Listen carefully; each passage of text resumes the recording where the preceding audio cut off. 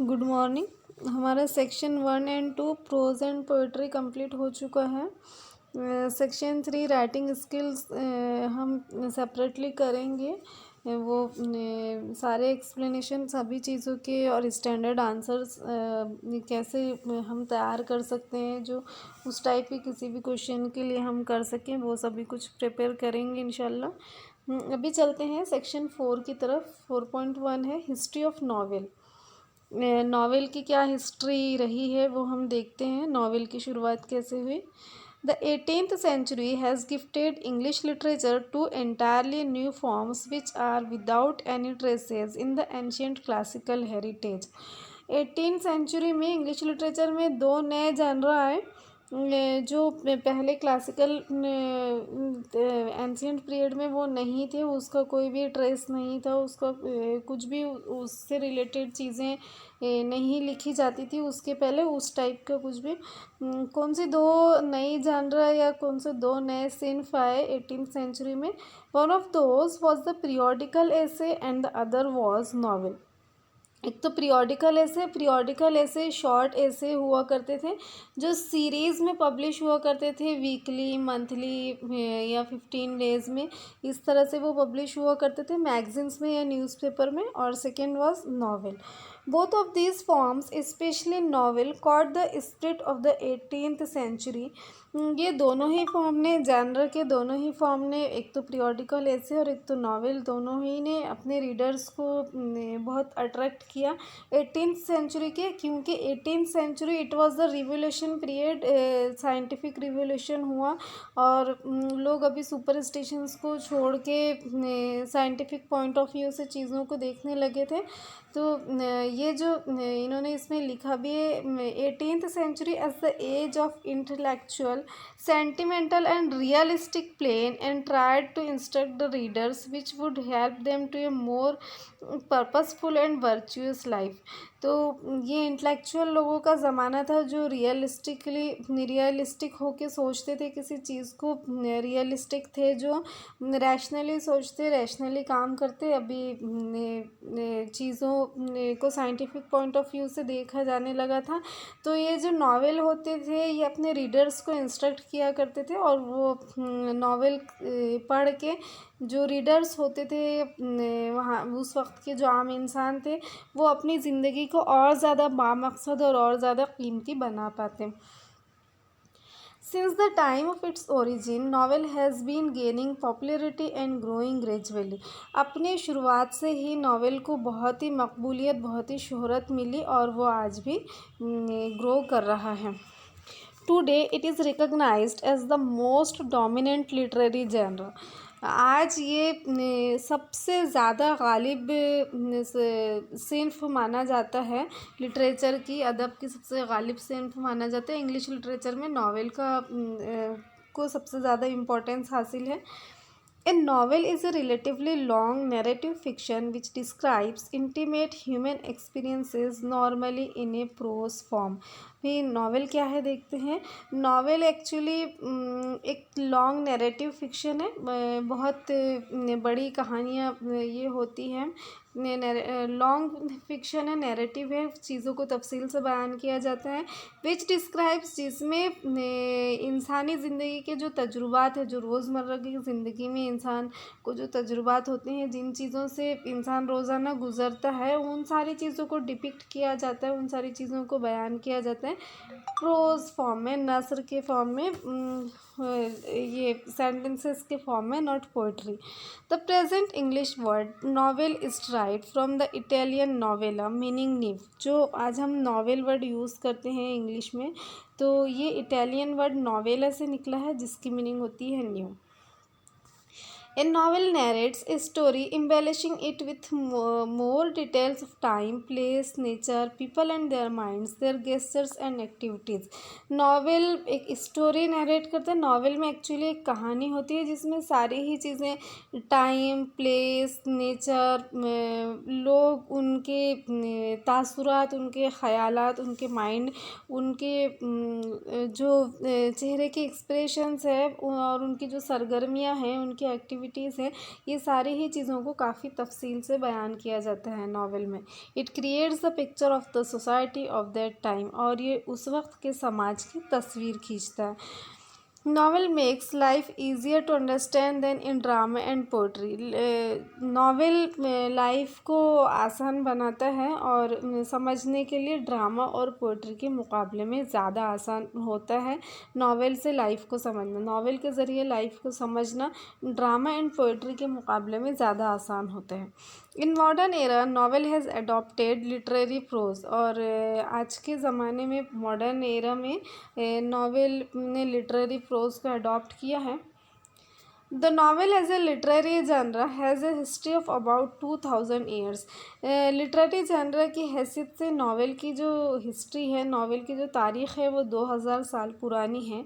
Among the early precursors of novel a collection of tales known as Greek romances dating from the 2nd to 6th century में top the list. जो बिल्कुल शुरुआती दौर था novel के पहले का जो दौर था, तो जो ग्रीक रोमांटिक स्टोरीज़ हुआ करती थी उसका चलन था 2nd से 6th सेंचुरी के बीच में। These imaginative and delightful stories of ideal love and marvellous adventurous profoundly affected the creative writing for the next 1000 years। ये जो ग्रीक रोमांटिक स्टोरीज़ हुआ करती थी, इमेजिनेटिव होती थी, डिलाइटफुल होती थी। बेसिकली ये प्यार मोहब्बत आशिकी के किस्से होते थे, ideal love and marvellous adventures. तो इन सारी ही चीज़ों ने क्रिएटिव राइटिंग को बहुत मुतासिर किया, और 1000 साल तक के हम तो देख ही रहते कि 2nd सेंचुरी से 6th सेंचुरी तक के ये दौर था। Though novel in the modern era usually makes use of a literary prose, the earlier threads of the genre can be found in Virgil's Eclogues or Malory's Morte d'Arthur or Geoffrey Chaucer's The Canterbury Tales। लेकिन जो हम इब्तदाई novel देखते हैं तो उसमें हम देख सकते हैं कि जो जियोफरी चॉसर्स का द कैंटरबरी टेल्स था, और विर्जिल्स इक्लोग्स और मैलोरीज का मॉर्टे डी आर्थर वगैरह थे, ये इब्तदाई नावल के तौर पर मशहूर हुए।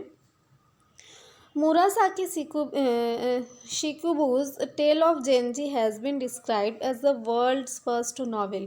1010 में यानी कि 10th सेंचुरी में मुरासाकी शिकुबाइज का टेल ऑफ जेंजी जो नावल लिखा गया, वो फर्स्ट नावल जाना जाता है दुनिया का। The European novel is often said to begin with Don Quixote by Spanish writer Miguel de Cervantes, which was published in 2 parts between 1605 and 1615। ये 1615 में पब्लिश हुआ यूरोपियन नावल, जो फर्स्ट नावल यूरोपियन नावल था। In the 18th century 18वीं सदी में the appearance of newspaper and magazines attracted a large number of readers from the middle class. 18th century में newspaper और मैगजीन्स की शुरुआत हुई, जिसने मिडिल क्लास के रीडर्स को बहुत अट्रैक्ट किया अपनी तरफ। हमने ऊपर ही जब हमारा ये शुरू हुआ तो हमने तभी देखा कि 18th सेंचुरी में लोग अभी ये जो रोमांटिक स्टोरीज़ थी उसको छोड़ के ये सारी चीज़ों पे की तरफ ज़्यादा मुतासिर हो रहे थे, ज़्यादा अट्रैक्ट हो रहे थे। और पीरियोडिकल ऐसे की भी शुरुआत इसी वक्त हुई थी, जो सीरीज़ में, जो मैगजीन्स में सीरीज़ में पब्लिश हुआ करते थे ऐसे। These new readers had little interest in romances and tragedies। ये जो नए रीडर्स थे इनको रोमांस और ट्रेजिडी में कोई ख़ास इंटरेस्ट नहीं था।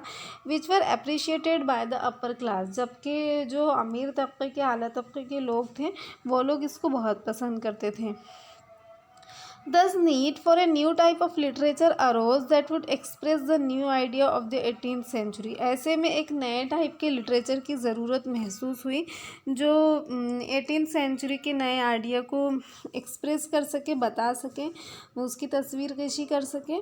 The 18th century new literature was characterized by the spirit of realism and denial of romantic features like enthusiasm, passion and imagination।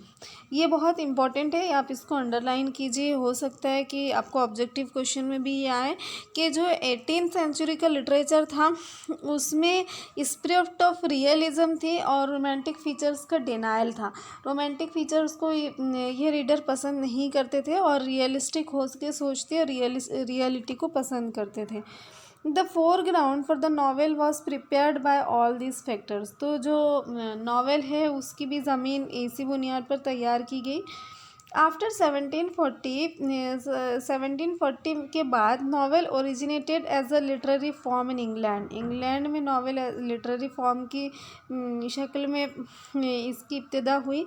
Increase in trade and commerce along with the industrial revolution had given rise to the middle class. 18th century में revolution भी आया था, industrial revolution हुआ और तिजारत में उसके पहले तो बादशाही राज चला करता था। क्वीन होती, किंग होता, क्वीन होती, प्रिंस प्रिंसेस, और वैसे ही उनके बच्चे, फिर उनके बच्चे वही राज करते थे और वही वो और उनसे रिलेटेड लोग अपर क्लास में आते थे। लेकिन 18th सेंचुरी में बिजनेस और ट्रेड का शुरुआत हुई, इंडस्ट्रियल रिवोल्यूशन आया। ऐसे में जो मिडिल क्लास लोग थे उनको भी ऊंचा उठने का, ऊपर बढ़ने का मौका मिला। A class of people had emerged to occupy an elite status. The realistic picture of everyday life and problems of common people depicted in the novels appealed to the newly educated class and was regarded by them as respectable reading material. जो रोज़मर्रा की ज़िंदगी के realistic picture, हकीकी तस्वीर और रोज़मर्रा की ज़िंदगी के आम इंसानों के जो मसाइल होते हैं वो सारे नावल में बताए गए। नावल के ज़रिए उसको बाहर लाया गया, उसको मंज़र पर लाया गया, जिसने जो नए तालीम याफ्ता तबका था, नए जो ये मिडिल क्लास के लोग थे जो अभी ऊपर उठे थे, इसको उनको बहुत मुतासिर किया और उनकी नज़र में ये एक रिस्पेक्टेड रीडिंग मटेरियल था।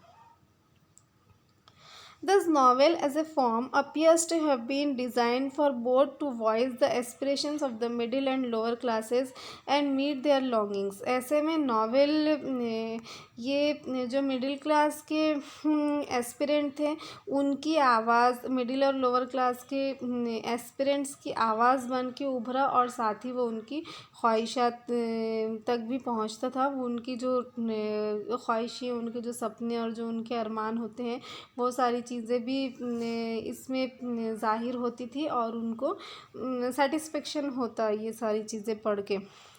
The spread of machines could provide a time to the educated middle class for reading and discussions about the books. अभी मशीनों का भी स्प्रेड हुआ था जिसकी वजह से जो मिडिल क्लास के एजुकेटेड लोग थे उनको वक्त मिलने लगा था। पहले सारे काम हाथों से हुआ करते थे तो सारा वक्त काम करने में ही गुजर जाया करता था, लेकिन जब मशीन्स का स्प्रेड हुआ तो एजुकेटेड मिडिल क्लास लोगों को पढ़ने और डिस्कशन करने के लिए वक्त मिलने लगा।